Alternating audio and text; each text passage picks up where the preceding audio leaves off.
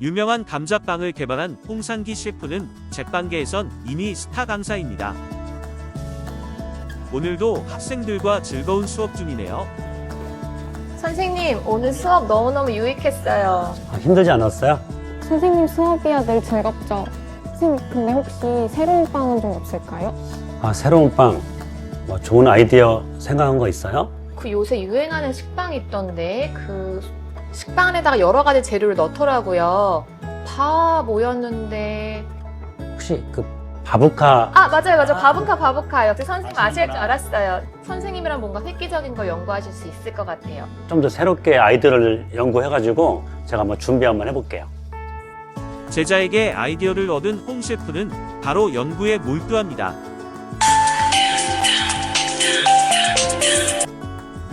여보세요? 야, 뭐하냐? 지금 빵 공부하는 중인데. 공부? 너 제빵 가르친다며. 야, 그리고 너 나이가 몇인데 아직도 공부야. 오늘 수강생분이 좀 좋은 아이디어를 줬는데. 야, 그렇다고 넌 선생이 돼가지고 그걸 다 받아먹어? 넌 쫀심도 없어? 그러지 말고 나와. 오랜만에 다 모일 거야. 야, 배우는데 나이가 어딨냐? 아휴, 하여튼 너도 참 피곤하게 산다. 그만큼 성공했으면 됐지. 야, 좋아서 하는 건데 뭐. 아휴, 알았어. 다음에 꼭 보자. 연구에 연구를 거듭한 결과가 드디어 나옵니다.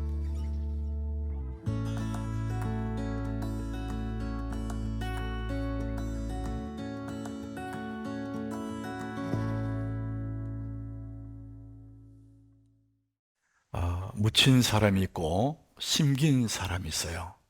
여러분들 스스로가 오늘 말씀을 들으면서 나는 묻혀있는 사람인지 심겨있는 사람인지 발견되고 어떤 상황에 있든지 여러분 예수 이름으로 다시 일어설 수 있는 줄 믿으시길 바랍니다. 우리 모두는 다 하나님 앞에 멋진 나무로 다시 일어날 수가 있습니다. 성공적인 인생은 원하던 일들이 어떻게 이루어지는가 굉장히 관심이 많지 않습니까? 그보다도 원하지 않는 일들을 만났을 때 그 일을 어떻게 해석하는가에 따라서 결과가 달라집니다. 여러분 인생은 해석이에요. 해석이 그렇게 중요합니다. 만약에 나는 묻힌 사람이다 이렇게 해석해버리면은 여러분 절망하게 돼요. 나는 끝났구나. 절망이야. 해석 때문에 절망으로 빠집니다. 그러나 힘들어도 나는 심긴 사람이야 이렇게 해석하게 되면은 견디게 되고 기다리게 되고 소망이 생깁니다. 그래서 해석한 것이 그렇게 중요합니다. 우리 인생길에 얼마나 다양한 상황들을 만납니까? 이런저런 많은 상황들을 만납니다. 우리는 그 상황을 자꾸만 이렇게 바꾸려고 애를 쓰지만은 하나님은 그 상황보다도 나를 바꾸기를 원하십니다.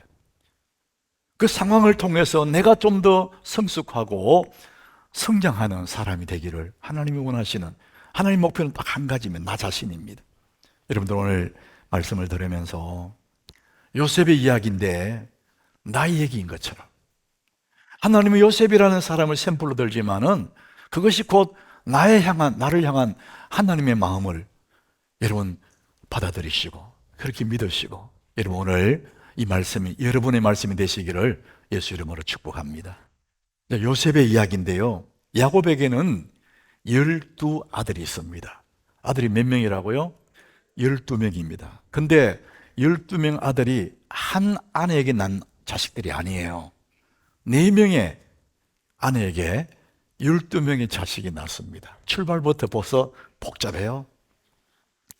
배다른 자식들 12명이 있는 거예요. 그 중에 요셉이 있는데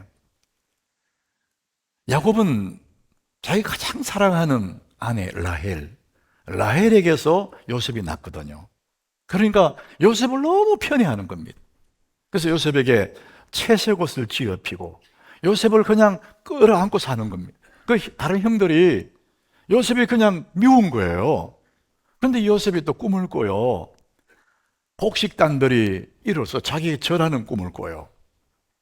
또 하늘의 해와 달과 11별이 요셉에게 절하는 그런 꿈을 꾸고요. 그 꿈을 형들에게 자랑합니다. 5절이에요.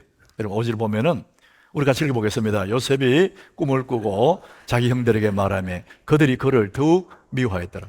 아니 그렇지 않아도 미운데 안 그래도 좀 미워 죽겠는데 형들의 곡식들이 내게 절하더라면서 11별이 내게 절하더라고. 이러니까 형들이 막 화가 난 거예요. 우리가 네 종이냐? 네 절하게 미웠어요. 더욱 미워하더라 이랬습니다. 자, 이런 상황이에요. 이런 상황인데 야곱이 요셉에게 심부름 보냅니다. 형들이 저 세겜 들판에서 양을 치고 있는데 너 가서 형들이 일 잘하고 있는지 보고 와라. 그 요셉이 아버지 심부름으로 형들인들 가요. 형들이 양을 치다가 저 멀리 보니까 요셉이 오고 있거든요. 그래서 저 요셉이 오네 이렇게 말하지 않고 여러분 19절에 보니까 형들이 뭐라 하느냐면은 이렇게 합니다. 우리 같이 읽어봅니다. 서로 이르되 꿈꾸는 자가 오는도다. 요셉이 오는구나 하지 않고 꿈꾸는 자가 오는도다. 못마땅한 거예요. 미워 죽겠다는 거예요. 이름이 있는데 요셉을 안 부릅니다. 아이고 저놈 봐라 저거 꿈꾸는 자가 오는구나. 그래서 형들이 의논해요. 저놈을 그냥 웅덩이에 집어넣어 버리자. 자, 그 다음 20절에 보니까요 이분들이 계략을 세웁니다. 그를 한 구덩이에 던져버리자. 그리고 짐승이 잡아먹었다 묻어버리자는 거예요. 여러분 조폭영화 보면은요, 여러분 뭐 조폭영화 우리 모든 남자들은 좋아할 것 같아요. 제일 무서운 얘기가 뭐냐? 묻어버린다는 거예요. 여러분 묻어버린다는 것은 끝난다는 거예요. 지금 형들이 뭐냐면은 요셉을 저는 묻어버리자 표현하면 그런 표현이에요. 실제로 그들이 23절에 보니까 채색 옷을 벗겨요. 네 아버지가 해준 이 채색 옷 입고 폼 잡는 옷을 확 벗깁니다. 그리고 그 다음 절에 보니까 구덩이에 집어넣어버려요. 그를 잡아 구덩이에 던져버립니다. 끝났다는 거예요. 확 이렇게 묻어버리는 거예요. 그 구덩이는 빈 것이라 그 속에 물이 없었더라. 요셉의 인생이 구덩이에 던져지고 묻히는데 거기에 물이 없었더라. 그 한 절, 그게 하나님의 은혜가 거기 있는 거예요. 던져졌는데 물이 있으면 죽을 건데 물이 없었더라. 그렇게 되어 있습니다. 여러분 요셉 입장에서는 참 기가 찹니다. 빛나는 꿈을 꿨는데 정말 눈부신 그 꿈을 꿨는데 꿈대로 되는 것이 아니고 자기 생각대로 되는 것이 아니고 구덩이에 던져졌어요. 기가 차잖아요. 그 잠시 후에 또 팔아버려요. 그 더 큰 구덩이에 던져진 거죠. 나중에 또 팔리고 두 번이나 팔려요. 보디바르 집에 종으로 팔려갑니다. 더 큰 웅덩이에 들어가고 마침내는 감옥에 던져집니다. 그러니까 점점 깊은 웅덩이에 빠진 그런 사람이 됩니다. 누가 봐도 요셉은 묻힌 사람이에요. 지난주에 말씀드린 것처럼 똑같은 감옥에서도 불행한 사람이 있고 의로운 일로 고난당한 사람이 있다는 것처럼 요셉은 누가 봐도 감옥에 들어갔어. 그는 불행한 사람처럼 보이고 묻힌 사람처럼 보여요. 그렇지만 요셉은 하나님 편에서 보면 그는 묻힌 사람이 아니고 심긴 사람입니다. 묻혔는가 심겼는가 현상을 보고는 모른다는 거예요. 겉으로는 똑같습니다. 그런데 요셉은 묻힌 자가 아니고 심긴 자라는 것이죠. 여러분 광수 생각이라는 얘기를 제가 한번 한 적이 있는데 만한 몇 카트로 얘기를 하는 거예요. 어느 초등학교 아이가 선생님에게 질문해요. 선생님, 자신이 하지도 않은 일 때문에 벌을 받을 수 있나요? 이렇게 물어요. 선생님 생각에 그거야 안 될 말이지. 안 했는데 어떻게 벌을 주냐? 아이가 대답합니다. 막 그렇죠 선생님. 사실 제가 숙제를 안 했거든요. 이렇게. 헷갈리는 거 앞뒤가 헷갈려요 이렇게. 저도 헷갈리더라고요. 안 한 일을 했다 그러면 너무 억울하잖아요. 안 한 일을 벌 줄 수 있느냐? 벌 못 주지요. 근데 지가 숙제 안 했다는 거예요. 이런 경우가 어떻게 해야 돼요? 여러분 우리 삶의 여정에 그런 게 있습니다. 하지 않은 일을 했다고 하면은 견딜 수 없이 억울합니다. 사람이 참 견디기 어려운 감정 중에 하나가 억울함입니다. 너무나 억울하지만은 감정은 그렇게 억울한데 양심은 떳떳해요. 왜? 내가 한 일이 없거든요. 근데 반대로 했는 일을 했다고 하면 어떻게 합니까? 그건 억울할 게 없어요. 자기 일의 결과가 나온 거죠. 그게 떳떳한 것이 있고 부끄러운 것이 있습니다. 묻힌 사람인지 심긴 사람인지 본인이 한번 당해보면 압니다. 아, 내가 묻혔구나. 내가 심겼구나. 내가 어려운 웅덩이에, 곤욕스러운 웅덩이에 빠졌을 때에 부끄러우면은 묻힌 사람입니다. 떳떳하면은 심긴 사람입니다. 우리의 삶에 이런 여정이 참 많습니다. 베드로전서 2장 19절에 이 말씀을 해요. 부당하게 고난을 받아도 하나님을 생각함으로 슬픔을 참으면 이는 아름답다. 너무나 억울하지만은 떳떳하다는 거예요. 그럼 이건 아름다운 거다. 그러나 죄가 있어서 매를 맞고 참으면 무슨 칭찬이 있으리요. 그러나 선을 행함으로 고난을 받고 참으면 이는 하나님 앞에 아름다우니라. 묻힌 사람과 심긴 사람을 이야기합니다. 묻힌 사람 죄가 있어서 고난을 받는 그게 뭐가 대단하냐. 그건 부끄러운 거다. 그러나 내가 그런 일 한 적이 없는데 애매하게 고난을 받아요. 부당하게 어려움을 당해요. 억울하지만은 하나님의 생각을 참으면은 이는 아름답다. 심겨 있는 사람들은 이런 사람들입니다.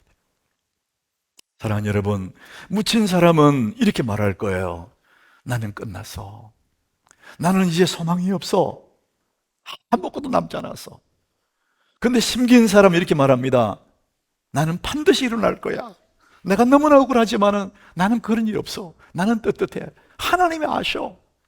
내 가는 길을 하나님이 아신다. 나는 반드시 일어날 거야. 이렇게 되는 것입니다. 여러분, 묻힌 자가 있고 심긴 자가 있습니다. 여러분들은 묻혀 있습니까? 심겨 있으십니까? 욥기 23장 10절에 이런 말씀이 있어요. 우리 같이 읽어봅니다. 그러나 내가 가는 길을 그가 아시나니 그가 나를 단련하신 후에는 내가 순금같이 되어 나오리라. 이게 욥의 고백인데 욥이 너무 억울한 거예요. 욥이 그렇게 어려움당할 만큼 자기가 무슨 죄를 지은 적이 없어요. 너무나 억울하게 재산 다 잃고 자식들 다 잃어버려 몸에 병이 들어가지고 그러니까 친한 친구들이 와서 막 손가락질하고 아내가 손가락질하잖아요. 그런 사람들이 볼 때는 욥은 너무 억울해요. 너는 끝났다는 거 이제는. 근데 욥은 양심은 떳떳한 거예요.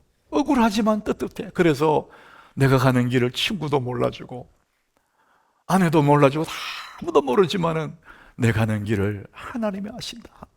하나님이 그렇기 때문에 그가 나를 단련하신 후에는 내가 순금같이 되어 나오리라. 묻힌 사람으로 사는 것이 아니고 자기는 나는 반드시 순금처럼 되어 나올 거다. 심겨 있다는 거예요. 억울하지만 심겨 있다는 거예요. 여러분, 내가 순금같이 되어 순금은 99%를 얘기합니다. 성경에는 믿음을 금으로 표현한다. 금보다 귀한 믿음 이렇게 말하거든요. 여러분, 금도 99% 순도 99.9% 순금도 있지만은 14K도 있습니다. 여러분들 예수 믿고 산다 믿음이 있다 하지만은 14K는 다른 게 많이 섞여 있지 않습니까? 그런데 순금이 되어 나오리라.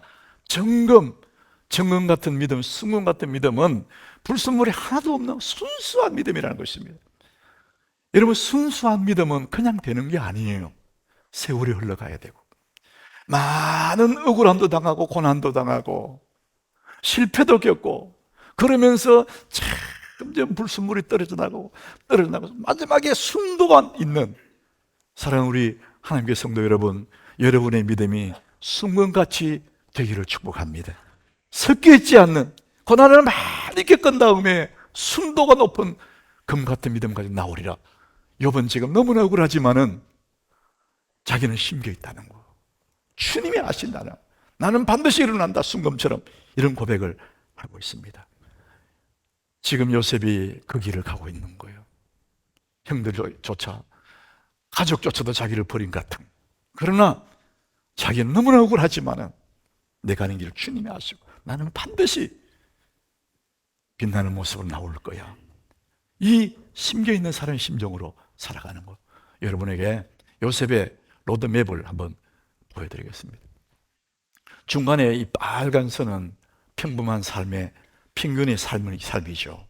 요셉이 아버지의 사랑을 받고 채색 옷을 지어 입고, 그럴 때는 꿈도 꾸고, 그럴 때는 평균 이상의 삶으로 살아요. 근데 잠시 후에 꿈은 강도듣고 형들에 의해서 구덩이에 들어가고 팔려가잖아요. 그게 평균의 삶으로 떨어지는 거예요. 잠시 후에 더 큰 웅덩이에 빠지는 거, 또 팔려가요. 나머지 종살이 합니다. 빛나는 꿈은 어디 갔습니까? 점점 아래로 떨어지는 거예요.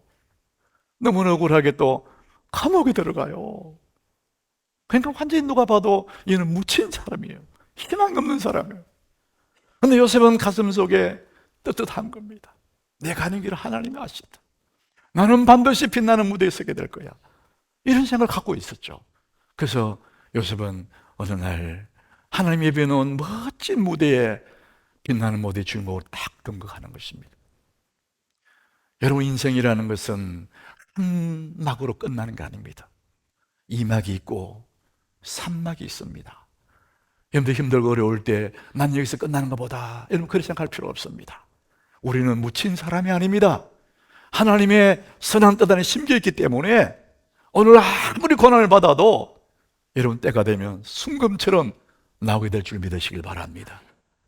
아무리 어려워도 내 뜻대로 안 돼도 낙심하지 말고, 하나님은 다음 스테이지, 넥스트 스테이지로 준비해 놓으시고 나를 그쪽으로 인도해 가시는 것입니다. 인생은 절대로 한 막으로 끝나는 게 아닙니다.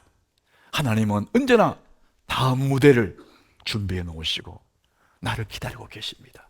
여러분, 그래서 묻힌 자가 아닙니다. 우리는 심긴 자인 줄 믿으시길 바랍니다. 어디에 심겼느냐? 하나님의 선한 뜻 안에 심긴 사람입니다. 따라합시다. 나는 하나님의 선한 뜻 안에 심긴 사람이다. 하나님의 선한 뜻 속에 심겨 있는 겁니다. 어떤 힘들고 어려운 일에 심겨 있는 것이 아니고 하나님의 선한 뜻 안에 내가 심겨 있기 때문에 반드시 나는 빛나는 그 무대에 주역으로 나타날 거예요. 우리 모두가 다 총리는 될 수 없어요. 그렇지만 저는 확신합니다. 내가 오늘 가장 빛나는 무대를 하나님 만들어 놓으셨다는 거예요. 우리는 그쪽으로 가고 있는 것입니다. 그래서 절대 우리는 낙심할 일도 없고 절망할 일도 없습니다. 우리는 하나님 준비하는 그 다음 스테이지로 계속 가는 겁니다. 여러분, 이 하나님의 선한 뜻을 믿으시기를 바랍니다. 요셉은 감옥에 가고 종살이하고 억울한데 누가 봐도 그 사람은 묻혀버린 사람 같아요. 근데 성경은 뭐라 그러냐? 요셉은 형통한 자다, 이렇게 말합니다. 창세기 39장 2절에 한번 보십시오. 지금 요셉이 어디 있냐 하면은 팔려가지고 종살이하고 있습니다. 두 번째, 세 번째 무대에 가 있는 거예요. 그런데 그는 종인데 여호와께서 요셉과 함께 하심으로 그가 형통한 자가 되어 그의 주인 애굽 사람의 집에 있다. 겉으로는 종인데 내용은 뭐냐? 하나님이 이는 형통한 사람이다, 이렇게 말씀하고 있습니다. 여러분, 어디를 봐서 형통합니까? 뭘 보고 형통합니까? 그는 묻힌 자 같지 않습니까? 그런데 하나님은 그를 심긴 자로 보시는 거예요. 이 사람은 형통한 사람이다, 이렇게 말합니다. 39장 23절에 보면은 감옥에 갔어요. 감옥에 가 있는데 불구하고 여호와께서 그를 범사에 형통하게 하셨더라. 지금 죄수의 몸으로 감옥에 있어요. 그런데 성경 뭐냐? 그를 범사에 형통하게 하셨더라, 이렇게 말합니다. 겉으로 볼 때는 참으로 불행한 사람이에요. 그는 묻혀버린 사람이고 희망이 없는 사람인데 성경은 형통한 자다, 이렇게 말합니다. 자, 그러므로 여러분, 형통이라는 것은 어떤 상황이나 상태가 아닙니다. 형통은 방향입니다. 따라합시다. 형통은 방향이다. 지금 상황을 보면은 그는 불통한 사람이에요. 불행한 사람이에요. 묻혀버린 사람이에요. 그런데 형통은 어떤 상황이나 상태가 아니에요. 방향입니다. 하나님의 선한 뜻 속으로 살아가고 있냐? 하나님의 그 길로 가고 있느냐? 그러면은 지금 그가 아무리 어려워도 그런 형통한 자다, 성경은 그렇게 말하고 있습니다. 사랑하는 여러분, 오늘 힘들어도 괴로워도 답답해도 주님 붙잡고 하나님이 예비하는 그 길로 가고 있다면은 여러분은 형통한 자인 줄 믿으시길 바랍니다. 하나님의 선한 뜻 안에 내가 있습니다. 그러나 나는 형통한 자예요. 저는 오늘 여러분에게 세 가지를 말씀드리고 싶어요. 이 세 가지를 여러분들이 지켜내면 반드시 여러분의 빛나는 그 무대의 주역이 될 줄로 믿습니다. 자, 첫 번째는 자신이 있는 자리에서 충성하십시오. 어디에서 충성한다고요? 자기 신이 있는 자리. 여러분 직장에 가서 자기 하고 있는 일이잖아요. 그 일에 충성하십시오. 사업하는 사람 사업이 되든지 안 되든지 그 일에 충성하십시오. 공부하는 학생은 공부하는 일에 충성하십시오. 가정을 돌보는 주부는 가정에 충성하십시오. 자기 있는 자리에 충성하면 하나님이 그 사람을 다음 무대에 세우십니다. 여러분 39장 4절에 한번 보십시오. 요셉이 지금 종으로 팔려가서 종의 신분이에요. 그런데 요셉이 그의 주인에게 은혜를 입어 섬김에 그가 요셉을 가정 총무로 삼고 자기의 소유를 다 그의 손에 위탁했다. 이방 사람 요셉을 보디발의 집에서는 모든 걸 다 맡겼다는 거야. 네 마음대로 해라. 얼마나 믿었으면, 이 사람이 얼마나 충성스러운 사람이었으면 모든 걸 다 맡겼대요. 맡긴 이유가 거기 있습니다. 요셉이 그의 주인에게 은혜를 입어 섬김에 그랬어요. 여러분 섬긴다, 이것이 요셉으로 하여금 충성된 사람인 것을 말해주고 있습니다. 이 섬긴다, 히브리어에 노동한다, 일한다, 이것을 두 가지 의미로 표현합니다. 하나는 아바드라는 용어예요. 이것은 종처럼 일하는 겁니다. 시키는 대로 몸을 움직이게 일을 하는 거예요. 종이니까 주인이 시킨 대로 일을 하는 거예요. 이게 아바드입니다. 또 하나의 노동이 있는데 샤라트라는 게 있는데 이것은 주어진 그 일을 수행한다는 겁니다. 책임을 가지고 주인처럼 수행한다.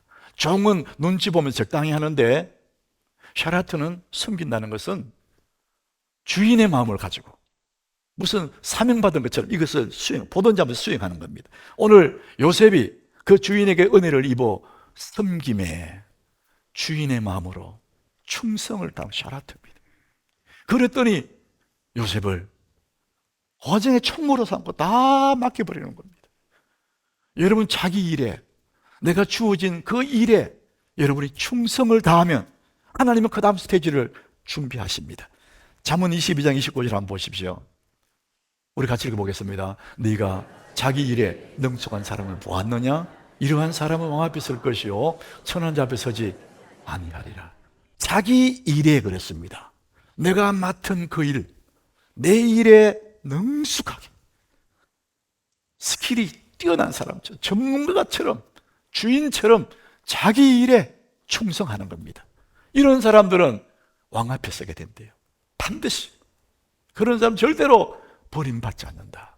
성경이 약속하고 있습니다. 사랑하는 여러분, 여러분의 맡은 일, 자기 일에 충성을 다하시길 바랍니다.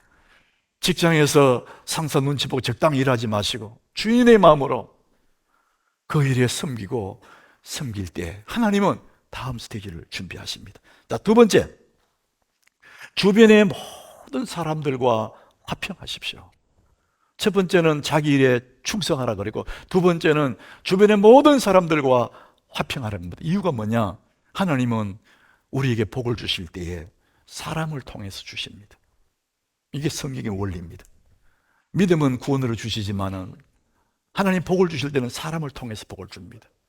하나님이 내게 복을 주시려고 내게 내 삶에 있어서 이런저런 사람 많이 붙여주셨어요. 그런데 나는 그 사람들을 상처 주고 관계를 깨버려요.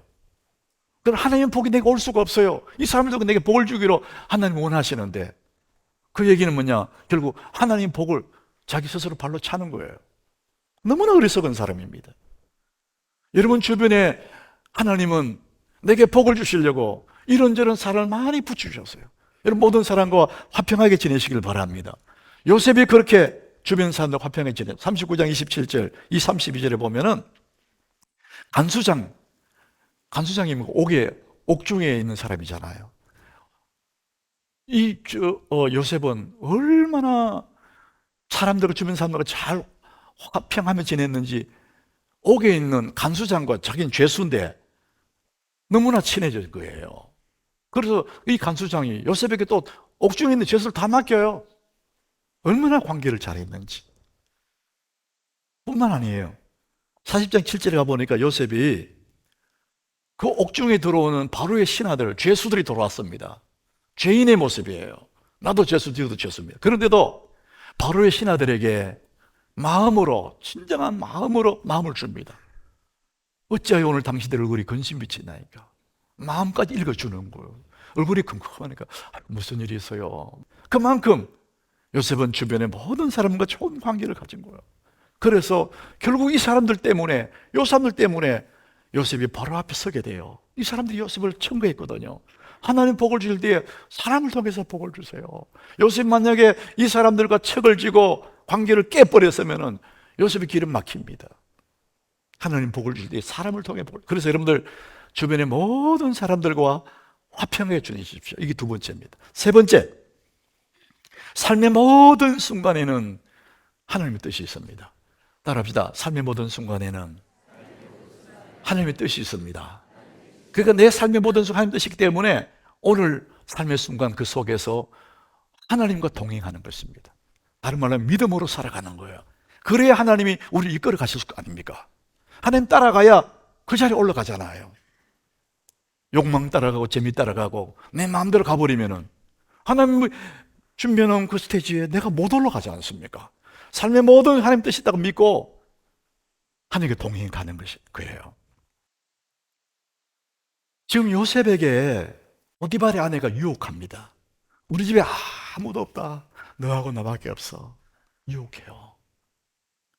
요셉이 종이지 않습니까? 종이니까 주인 아줌마의 그 한 번 요청을 들어주면 요셉 팔자가 핍니다.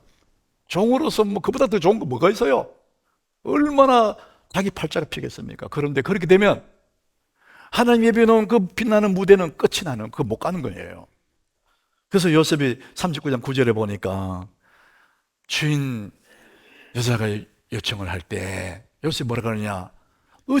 내가 어찌 이 큰 악을 행하여 하나님께 죄를 지으리까? 나는 그럴 수 없습니다. 나중에 또 막 매달리니까 도망가 버려요.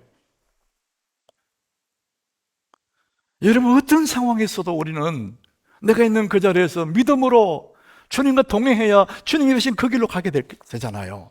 근데 많은 경우에 우리들은 욕망을 따라 삽니다. 내 이익 따라 삽니다. 재미있는 일 쫓아가 버립니다. 그러면은 주님이 위는 그 빛나는 스테이지는 누가 올라갑니까? 사랑하는 여러분, 무슨 일이 있어도 여러분 삶의 현장에 하나님 뜻이 있는 줄 믿고 하나님과 동행하시길 바랍니다. 믿음을 붙잡으시길 바랍니다. 우리는 약한 존재이기 때문에 넘어질 수 있습니다. 그래도 다시 예수님 붙잡고 일어서시기를 축복합니다. 제가 오래전에 우리 어른들을 말씀 묵상 자료는 생명의 삶이잖아요. 초등학생들은 예수님이 좋아요. 10대 아이들은 새벽나라 이렇게 되어 있습니다. 그 새벽나라에 초창기에 저도 글도 소개했었는데 거기 있는 칼럼입니다. 어느 술꾼이 술을 너무 좋아하는 거. 술꾼이 술 좋아하니까 술꾼이겠지. 자기 집 마을 어귀에 술집 하나 있는데 어느 날 한번 지나가는 법이 없어 그 술집에 가서 술을 먹고 집으로 가는 거예요. 그래서 항상 술집에 들러 술 먹고 집으로 가는 거예요. 이 술꾼이 그렇게 술을 좋아하니까 오래 못 살잖아요. 때가 되어 죽었어요. 그래서 그 사람이 시신을 관에 눕혔습니다. 사람들이 그 관을 메고 장례 행렬로 이제 그 동네에 빠져나갑니다. 마을로기는 술집 앞으로 지나가는데 다른 데 같으면은 술꾼이 그냥 지나가는 법이 없거든요. 근데 오늘은 술집으로 지나가도 가만히 있는 거예요. 왜? 죽었으니까. 죽었으니까 반응이 없는 거예요. 죽었으니까. 로마서 6장 11절에 그 말씀합니다. 이와 같이 너희도 너희 자신의 죄에 대하여는 죽은 자라. 그리스도 예수 안에서 하나님에 대하여는 살아있는 자로 여길지어다. 우리 같이 읽어보겠습니다. 이와 같이 너희도 너희 자신을 죄에 대하여는 죽은 자요 그리스도 예수 안에서 하나님에 대하여는 살아있는 자로 여길지어다. 주님 나는 죽었어요. 술집 앞에 지나갈 때, 죄의 유혹에 있을 때, 주님 나는 죄에 대해서 나는 죽었어요. 이렇게 여기라는 거예요. 여러분, 여기를찌어다 이 말은 그렇게 느껴라 이런 말이 아니에요. 그렇게 가정해라 그런 말도 아니고, 언젠가 그렇게 될 거니까 그 말도 아니에요. 이미 된 일이고 사실인데 그 사실을 확인해라. 나는 예수 안에, 나는 옛 사람, 난 죽었다. 그 확인해라는 거예요. 여기를찌어다. 사랑하는 여러분, 우리는 예수와 함께 옛 사람은 십자가에 죽은 줄 믿으시길 바랍니다. 이미 죽었어요. 그것을 확인해야 됩니다. 죄의 유혹이 올 때마다 나는 죽었어요. 나는 죽었습니다. 확인하라는 거예요. 예수 안에 다시 살아난 것도 그렇게 인정하라는 거예요. 사랑하는 여러분, 예수 그리스도는 십자가에 죽으시고 무덤에 묻혔습니다. 마귀는 이제는 끝났다고 생각해요. 예수를 묻어버렸으니까 끝났다 생각했어요. 근데 예수님의 무덤에서 부활하셨습니다. 묻힌 것이 아니라 심겨진 것이죠. 요셉은 묻힌 것 같았지만은 그는 하나님의 손에, 하나님의 선한 뜻 안에 심겼던 사람이에요. 여러분, 지금 현재 살아가는 여러분들 삶의 현장이 답답하고 고달프고 힘겹습니까? 여러분, 하나님의 선한 뜻 안에 심겨 있는 줄 믿으시길 바랍니다. 나는 분명히 심겨 있는 거예요. 부활의 능력으로 주의 손을 잡고 다시 일어날 거예요. 내 죄 때문에 무너졌고 내 죄 때문에 묻혀있다 할지라도 그곳에서 예수 이름 붙잡고 우리는 다시 부활의 능력으로 일어날 수가 있습니다. 묻혔든지 심겼든지 예수 이름 붙잡으면 일어나게 될 줄로 믿습니다. 여러분, 우리 모두는 다 예수님의 선한 뜻 안에, 우리 아버지 하나님의 선한 뜻 안에 심겨진 사람들입니다. 부활의 능력을 덧입고 예수 이름 붙잡으면 다시 일어나게 될 줄로 믿습니다. 저는 우리 하나님께 모든 성도들이 예수 이름 붙잡고 다시 일어나셔서 빛나는 그 무대의 주역들이 되시기를 예수 이름으로 축복합니다.